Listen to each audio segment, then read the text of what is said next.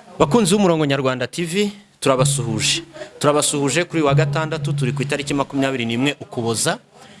Ubu rero tugiye kuganira ku nkuru ibabaje. Ni inkuru ibabaje yavuzwe mu masaha ya kare kuri wa gatandatu y'urupfu rw'umwe mu banyamakuru bari bazwi mu Rwanda witwa Habababyeyi Pascal. Hababyeyi Pascal yari umwe mu banyamakuru ba radio na TV10. Uyu muvandimwe kuwa kane yari muzima. Ubwo turavuga umusibejo kuwa gatanu yari muzima, ndetse hari inama yari yagiyemo hamwe muri uyu mujyi wa Kigali, ariko mu buryo butunguranye yaje gufatwa ararwara, ajyanwa kwa muganga. Ageze kwa muganga ku makuru dufite ajya muri koma bagerageza ku byo bita reanimation, usa naho bamukanguye ariko biranga biza kurangira avuye mu bahumeka. Ubu yatabarutse kandi tuboneyeho kumwifuriza kugira uruko ridashira no gukomeza abo mu muryango we. Ikibabaje kurusha ibindi nuko yiteguraga kurushinga ku itariki 26 Ukuboza, ni ku munsi ukurikira Noheli. Murabizi yuko nyuma ya Noheli hari umunsi bita Boxing Day. Boxing Day ni umunsi abantu baba babonye, urabona kuri Noheli hari abantu batabona umwanya wo kujya guhana impano kubera ko babiriwe bishima, abafite icyo kunywa bakakinywa, abafite gusurana bagasurana, hanyuma bwacya bakabona umwanya wo kujya guhana impano. Kuri Boxing Day rero niho nyakwigendera yarateguye kuzakorera ubukwe n'umukunzi we, ariko nkuko byumvikana ibyo ngibyo ntibigishobotse. Uyu mugabo rero yabitswe n'abandi banyamakuru, ariko cyane mugenzi we bakoranaga witwa Oscar Dimutuyeyezu. Oscar Dimutuyeyezu abakunzi b'umurongo Nyarwanda TV benshi baramuzi, ni uwamamaye ku izina rya Oscar Kim. Amubika avuga ibyo byabaye nyine yuko yavuye mu bagihumeka. Uriya mugabo yarazwi cyane mu kiganiro cyabaga mu mpera z'icyumweru, ikiganiro cyagarukaga ku byaranze icyumweru mu itangazamakuru. Ni ibiki byagarutsweho cyane mu nkuru zavuzwe mu Rwanda, mu karere n'ahandi havuzwe ibintu bikomeye. Buri abanyamakuru ntago bavuga bibonetse byose, bavuga ibintu bikomeye kurusha ibindi wavuga yuko koko bigize amakuru. Uyu mugabo rero witabye Imana niwe muhungu wenyine wabo bari bafite. Kubera ko yavukanaga na mushiki we.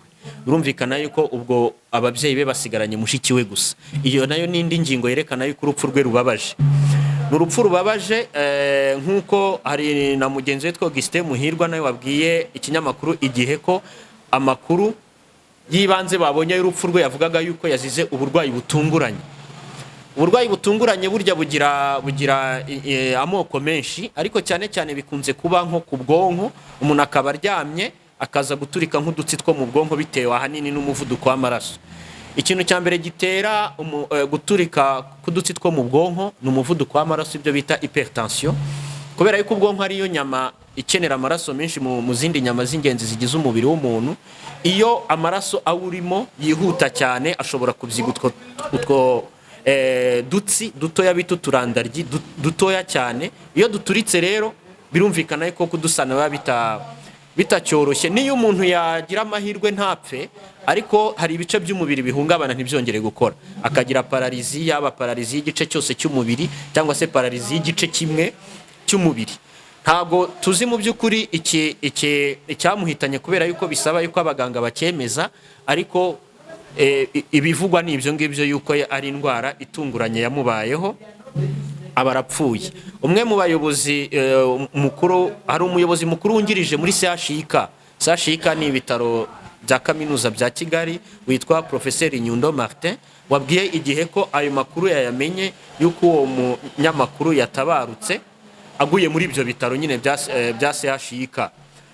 Ubwo rero icyo tuvuga nuko Imana imwakire mu bayo, kandi turakomeza yaba umuryango we yaba uwo mukobwa wari fiancé we, turabakomeje rwose bakomeze bihangane.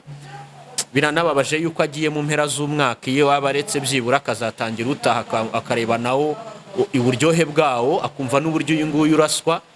Ariko nyine niko bigenda urupfu ngo rwica n'inyoni ntacyo rusiga, uwo wese ruramujyana. Ariko abasigaye turabakomeje bakomeze bihangane, bakomere, ubuzima burakomeza. nta kundi byagenda kubaho nuko nguko nyine.